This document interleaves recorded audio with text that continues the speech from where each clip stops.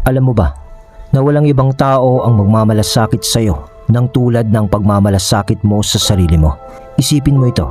Sa uli, walang ibang pakialam kung sino ka, nasan ka, o ano ang ginagawa mo. Minsan pa nga, yung mga taong minamahal mo ang mang-iiwan sa iyo kapag wala na silang pakinabang sa iyo. At yun ang pinakamasakit doon.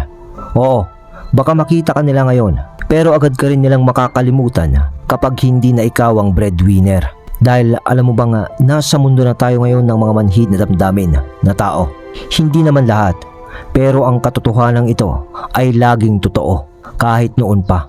Ang mga taong nakatuon sa sarili nila ang palaging nauuna. Ito ang masaklap. Hindi ka karapat-dapat na palakpakan. Hindi mo dapat asahan na palakpakan ka ng iba. Walang ibang may pananagutan na iligtas ka sa bigat ng sarili mong iniisip, kundi sarili mo lamang. Mahirap tanggapin, pero kailangan. Sa mundong puno ng ingay at pansariling pagpapapansin, maraming umaasa na mapansin ng iba na may magmamalasakit sa kanila. Pero narito ang payo ng mga Stoic. Walang may utang na reaksyon sa'yo.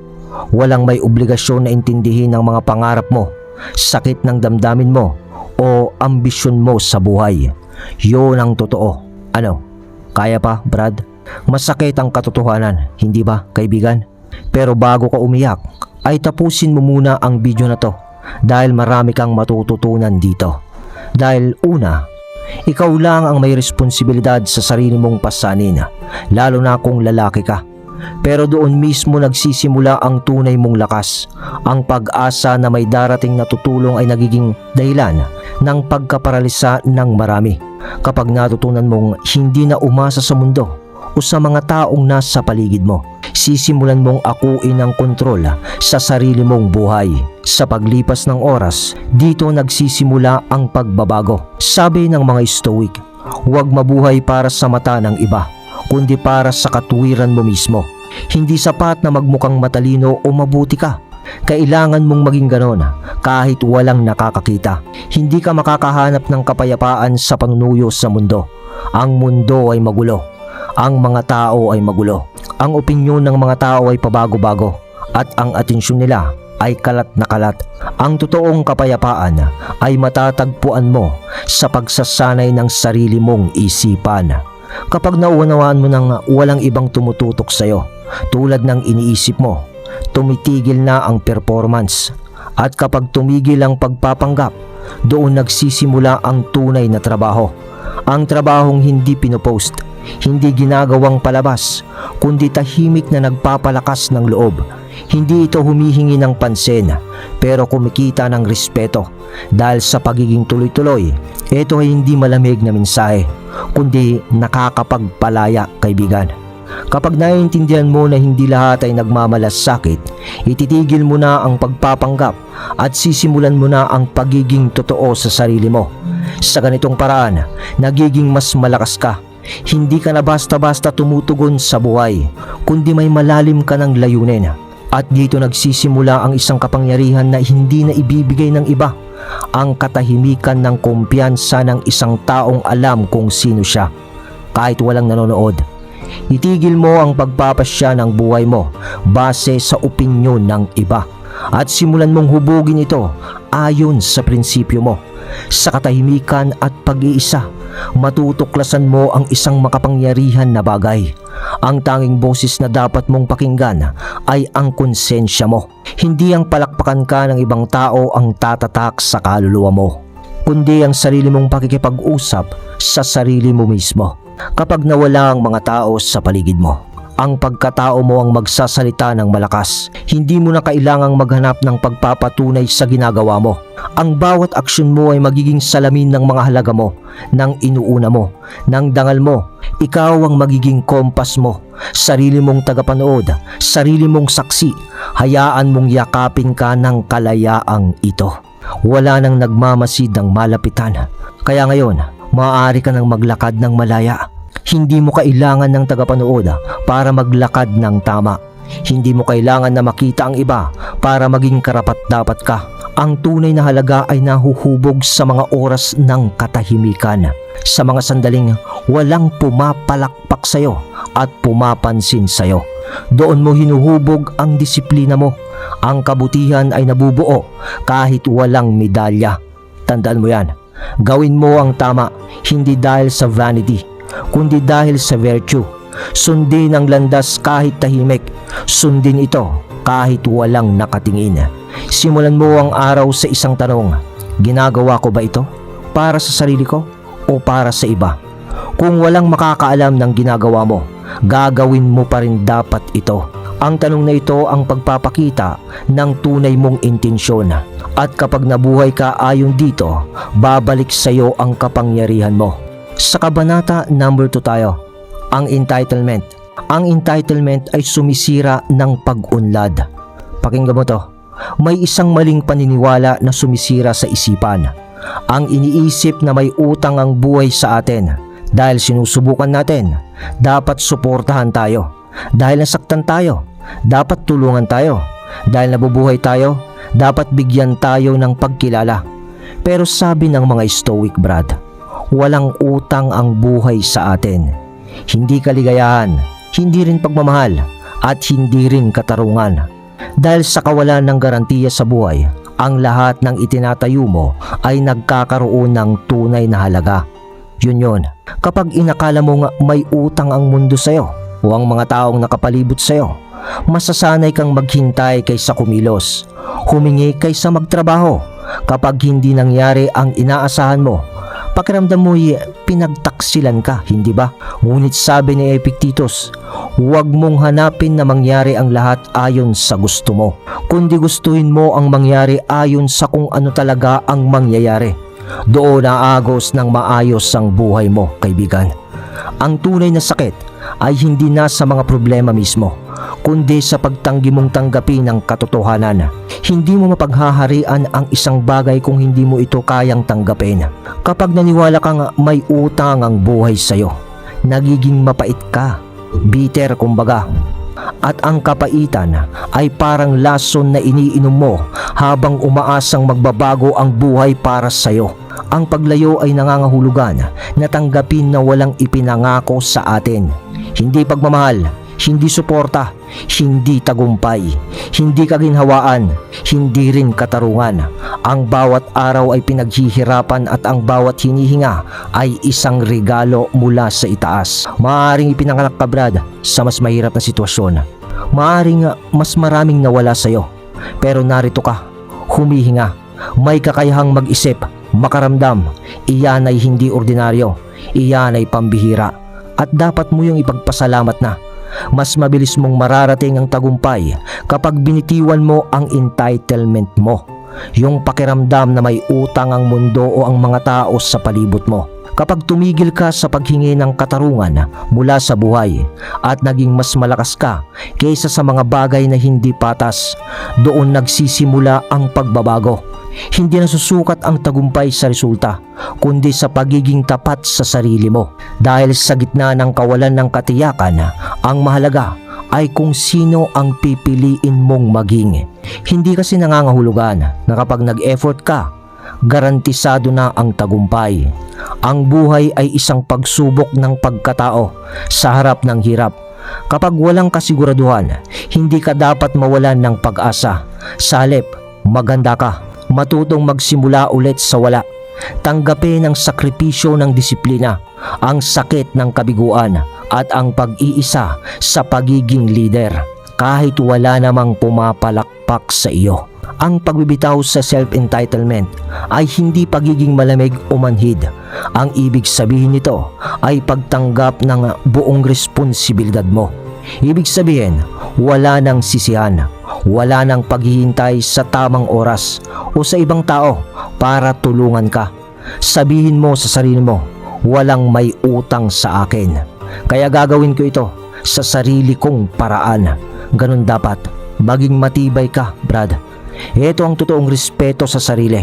Ang malaman na ang progreso mo ay bunga ng sarili mong pagsisikap, hindi ng swerte o tulong ng iba. Kung ikaw ang dahilan ng simula mo, nasa iyo rin ang lakas para magpatuloy at tapusin ito. Ikaw ang gagawa, ikaw ang magtutulak, ikaw ang dahilan. Simulan mo ang pagbabago sa pagbitaw ng inaasahan sa iba at pagtuon sa sarili.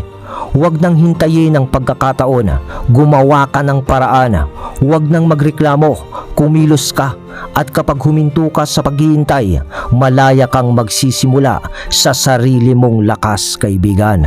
Ang mundo ay hindi titigil para ibigay ang kapayapaan o layunin mo. Yon ang tatandaan mo. Kailangan mong gawin iyon para sa sarili mo. Kapag hindi ka na naghihintay, hindi ka na alipin ng bagyo. Salip, ikaw ang haharap dito ng buong tapang. Ikaw ang magtatayo ng tahanan sa gitna ng unos. Ikaw ang magiging matatag sa harap ng kawalan ng katiyakan. Ang lakas ay hindi nabubuo sa harap ng madla, kundi sa mga oras ng katahimikan. Pumili kang kumilos na parang walang tutulong sa'yo, dahil doon ka magsisimulang umangat.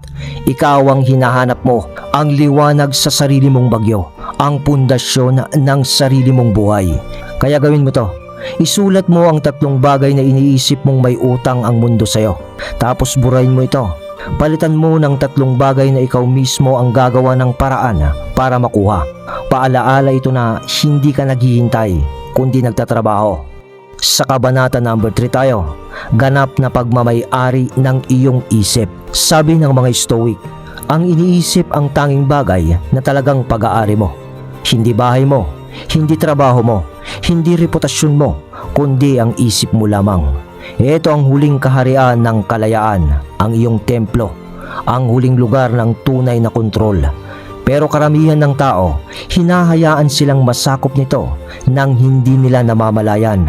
Akala nila, kontrolado nila ang isip nila. Pero isipin mo, mas iniingatan pa nga ng iba ang cellphone nila kaysa sa mga iniisip nila. Mas binibigyan pa nila ng pansin ang resume nila kaysa sa mga paniniwala nila. Pero sa isip nagsisimula ang lahat ng disiplina, pagpipigil at lakas ng loob. Sa halip na kontrolin ang isipan, pinapangunahan nila ito ng distraction, opinyon ng iba at takot sa bawat scroll nila. Bawat emosyonal na reaksyon, nawawala ang kontrol. Binubuksan nila ang pinto ng isip nila sa bawat gulo sa kanilang paligid. Kaya minsan, pakiramdam nila'y lagi na silang talunan. Maraming taong nagiging alipin ng ingay ng mundo o ng opinyon ng iba, parehong mula sa labas at sa loob ng sarili nila. Mas inuuna nila ang mag-consume kaysa gumawa. Mas pinipili ang magpanik kaysa maghanda. Pero sabi ni Marcus Aurelius, ikaw ang may kontrol sa isip mo, hindi sa mga nangyayari sa paligid mo. Kapag naintindihan mo ito, matatagpuan mo ang lakas mo. Hindi mo makokontrol ang bagyo, pero kaya mong kontrolin ang kapitan ng barko. At ang ibig kong sabihin dito ay yung isip mo ang kapitan. Kapag iniwan mo ang responsibilidad na ito, magiging alipin ka ng bawat hangin at alon ng buhay. Pero kapag inangkin mo ang papel na ito, kaya mong harapin ang anumang unos. Kapag tumigil kang tumingin sa labas para hanapin ang kapayapaan at nagsimula kang patatagin ang loob mo, magbabago ang lahat. Unti-unting magtatayo ka ng pundasyon sa isip mo na hindi natitinag ng anumang gulo. Magiging malinaw ang mga pattern sa buhay na dati puro ingay lang. Matututunan mong piliin ang tamang tugon sa halip na maging alipin ng reaksyon. Ang emosyon mo ay magiging gamit, hindi kaaway. Ang isip mo ay magiging kaibigan, hindi hadlang. Ang atensyon mo ay magiging sandata, hindi kahinaan. Tumitigil ka sa paghila ng kaguluhan at nagsisimula kang gumulaw mula sa loob ng kalmado at matatag na sarili. Kapag matibay ang loob mo, hindi mo na kailangang kontrolin ang lahat ng nasa labas. Mas nagiging interesado ka sa mga bagay na mahalaga kaysa sa mga nauuso ngayon. Tumitigil ka sa paghahanap ng pansamantalang kasiyahan at nagsisimulang magtayo ng katahimikan. Nagiging kalmado ka, matatag at matalas ang isipan. Ngunit ang ganitong uri ng kontrol ay hindi madali. Nangangailangan ito ng tapang at pagsusumikap. Kailangan mong harapin ang sarili mo, alisin ang mga dahilan at tanggapin kung ano ang nasa loob mo. Ang distraction ay mas madali at kaakit-akit, Pero hindi ito totoo. Ang direksyon ang mahalaga at ang direksyon ay nangangailangan ng malinaw na pag-iisip. Ang totoo, karamihan ng paniniwala natin ay galing sa iba, sa kultura, sa pagkabata, o sa social media na ngayon, o sa mainstream media noon. At kung hindi mo ito sisiyasatin, patuloy nitong huhubugin ang mga kilos mo nang hindi mo nalalaman. Ibig sabihin, kinokontrol ka ng social construct. Ang kontrol sa sarili ay nangangailangan ng masusing pagtanaw sa isip mo. Kailangan mong baguhin ang mga maling paniniwala at palitan ng mas matibay na pundasyon. Ito ay nangangailangan ng disiplina. Araw-araw na kailangan mong mag-journal, mag-reflect at bumalik sa sarili mo. Hindi ito isang beses lang ginagawa. Paulit-ulit, kahit boring, kahit mahirap, kahit walang nakakakita. Dito nabubuo ang lakas ng loob. Kapag ginagawa mo ang tama, kahit walang pumapansin, kahit walang nakakaalam, tandaan mo na hindi mo kontrolado ang mundo, pero kontrolado mo ang tugon mo. Hindi mo mapipigilan ang lahat ng sakit o nararamdaman mo, pero kaya mong gamitin ito para lumakas ka. Ang isip mo ay parang luwad na pwedeng hubugin. Ikaw ang magdidesisyon kung ano ang itatanim mo at kung ano ang bubunutin mo. Sa uli, ikaw ang may responsibilidad sa sarili mong isipan. Hindi ito magarbo o makukuha sa likes. Pero ito ang tunay na trabaho ng kaluluwa. Kapag natutunan mong kontrolin ang isip mo, nagiging malaya ka sa ingay ng mundo. Nagiging matatag ka, malinaw at tunay na malaya. Subukan mong gumugol ng 10 minuto bawat umaga sa katahimikan. Walang cellphone, musika o anumang distraction. Harapin mo ang sarili mong isip na parang kaibigan mo. Doon, tignan mo, mararamdaman mong magsisimula ang tunay mong lakas. At ang susunod, huwag mong huhusgahan o piliting ayusin ang iniisip mo muna. Pakinggan mo lang ito. Obserbahan mo ng walang pagtutol at panghusga. Pansinin ang mga paulit-ulit na pattern, ang mga tahimik na bulong na takot o pag-asa na karaniwan mong hindi pinapansin. Sa katahimikan, magsisimulang magsalita ang tunay na mundo sa loob mo. Isulat mo ang 3 kaisipan na nakakatulong sa iyo. Yung mga nakakatulong na maglinaw, nakakapagpalakas at akma sa mga prinsipyo mo. Pagkatapos, isulat ang 3 kaisipan na sumisira rin sa iyo. Yung nagdudulot ng takot, pagdududa sa sarili o walang kabuluhang pag-aalala. Huwag mo lang tanggapin ang mga ito ha. Tanungin mo ang pinagmulan nila. Galing ba sila sa katotohanan o sa takot mo lamang? Palakasin mo ang mga positibong kaisipan. Balikan mo ang mga ito ng buong araw. Hamunin mo ang mga negatibong kaisipan. Palitan mo ang mga ito ng mas mabuting ideya, yung nakabase sa mga mabuting ugali at malinaw na dahilan. At makikita mo, sa paglipas ng panahon, mababago nito ang pananaw mo.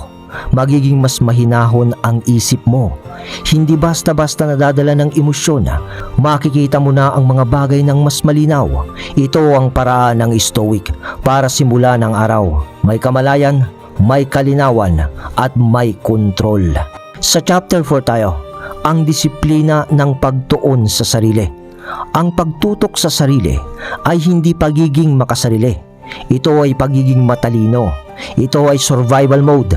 Sa mundo kung saan mahalaga ang atensyon, ang pagsasayang nito sa drama ng iba ay parang pagkakabangkarote ng kaluluwa. Ang mga Stoic ay nagpapahalaga sa disiplina, hindi para maging perpekto kundi para maging malinaw. Alam nila na ang taong abala sa kaguluhan ay talo na. Hindi mo mapapatibay ang sarili mo kung nakatingin ka lang sa iba. Hindi mo masusulat ang kwento ng buhay mo kung binabasa mo ang sa kanila. Ang bawat minuto na ginagamit mo sa paghahambing sa buhay nila at sa buhay mo ay minuto na inaagaw mula sa sarili mong pagbabago. Alam ito ng mga Stoic. Hindi nila hinahabol ang iba. Hinahabol nila ang alignment, ang pagkakabagay ng kanilang kilos sa kanilang layunin.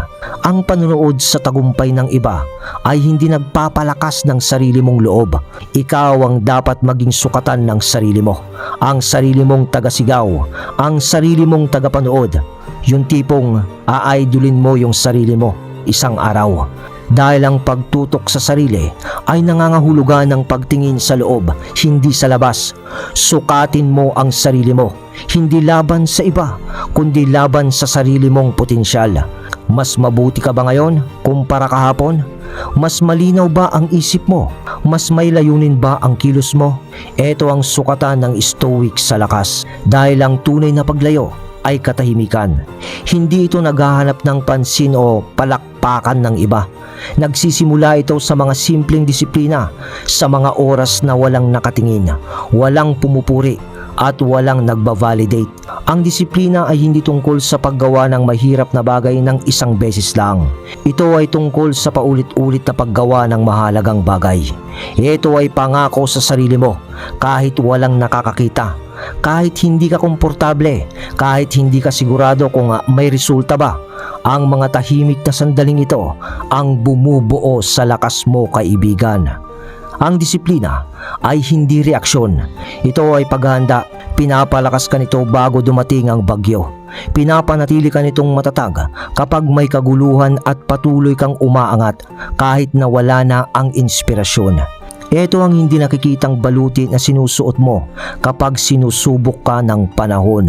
Kapag nagkakaroon ka ng disiplina, tumitigil ka sa paghahanap ng dahilan at nagsisimula kang kumilos.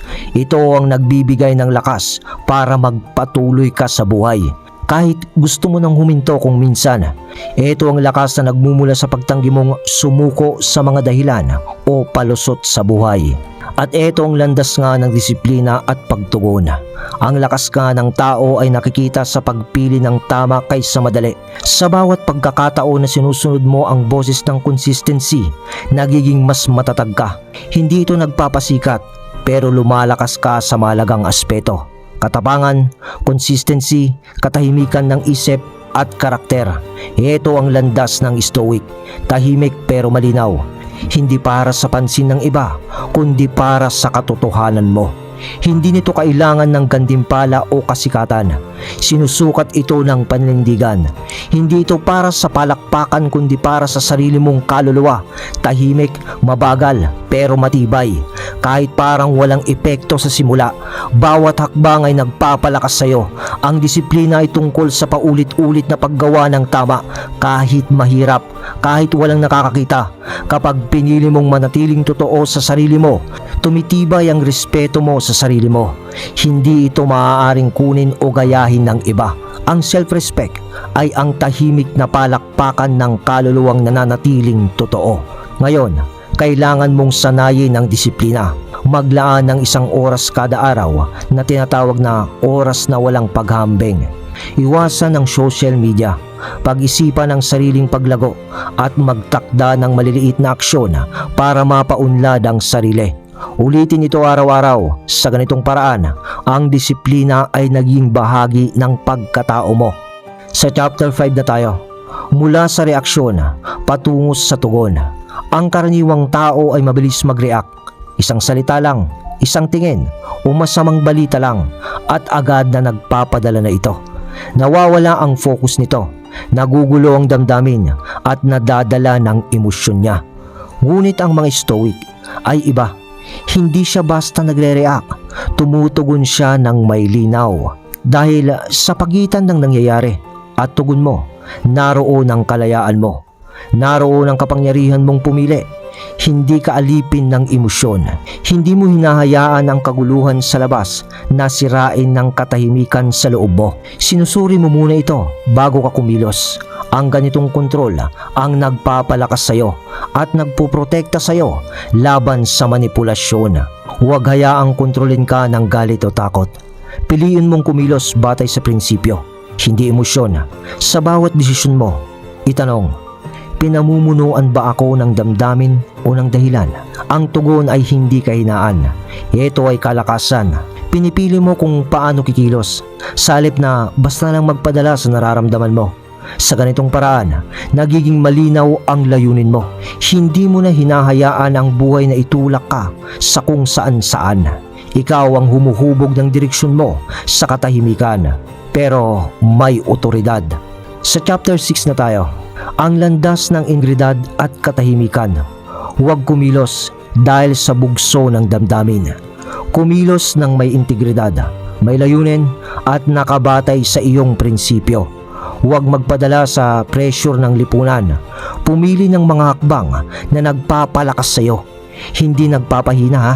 Sa bawat tamang desisyon, lalo na kapag walang nakakakita, hinuhubog mo ang sarili mong pagkatao. Unti-unting may tiyaga at permanente. Ang Stoic ay hindi naghahanap ng kasikatan. Hinuhubog niya ang kanyang sarili sa katahimikan. Pinipili ang kontrol kaysa kaguluhan, karunungan kaysa galit, at direksyon kaysa distraction. Dahil sa bawat pagpipigil, mas lumalakas siya. Hindi para sa mundo, kundi para sa kanyang sariling kaluluwa. Sa chapter 7 na tayo, pagbitaw sa pangangailangang maunawaan ng iba. Maraming tao ang desperadong maunawaan ng iba, ngunit ang mga Stoic ay alam na ang tunay na kapayapaan ay nanggagaling sa pagkakakilala sa iyong sarili. Hindi sa paghingi ng pag-unawa mula sa iba. Hindi mo kailangang ipaliwanag ang sarili mo sa lahat. Ang mahalaga ay ang paglago mo bilang isang tao. Kapag tumigil kang magpaliwanag at humingi ng pagkilala, mas magiging totoo ang mga iniisip at kilos mo. Hindi lahat ay maiintindihan ng katahimikan mo, ang disiplina mo o ang pagbabago mo. Pero hindi mo naman yun problema. Ang mahalaga, ikaw ay nagiging totoo sa sarili mo. Kaya ito ang gagawin mo. Isulat ang 3 bagay na palagi mong ipinapaliwanag sa iba kahit di naman nila tinatanong. Tigilan na ang pagja-justify. Gumawa ng malinaw na pahayag tungkol sa bawat isa para sa sarili mo. Gamitin ito bilang bagong pamantayan mo. Sa chapter 8 tayo, pagtanggap sa kalungkutan ng kahusayan.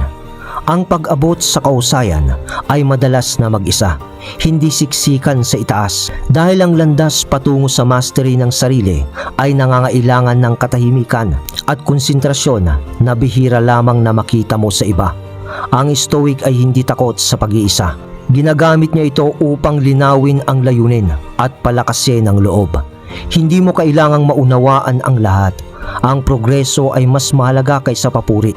Ang tunay na lakas ay nagmumula sa katahimikan, hindi sa kasikatan.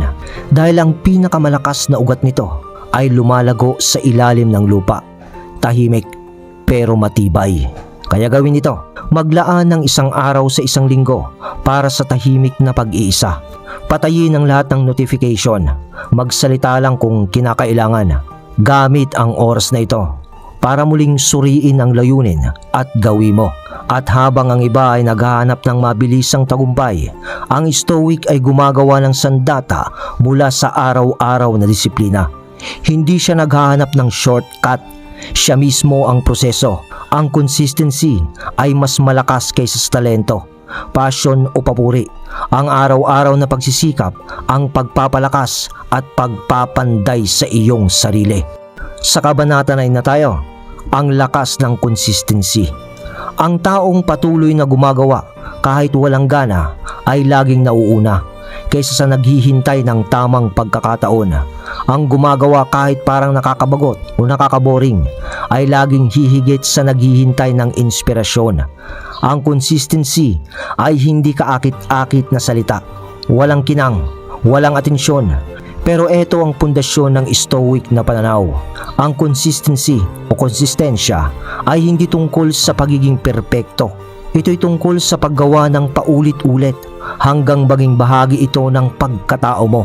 Ang disiplina ay hindi iniisip dahil ang Stoic ay naniniwala na ang tao ay dapat maging matatag, hindi madaling maapektuhan ng panahon, emosyon o mga uso.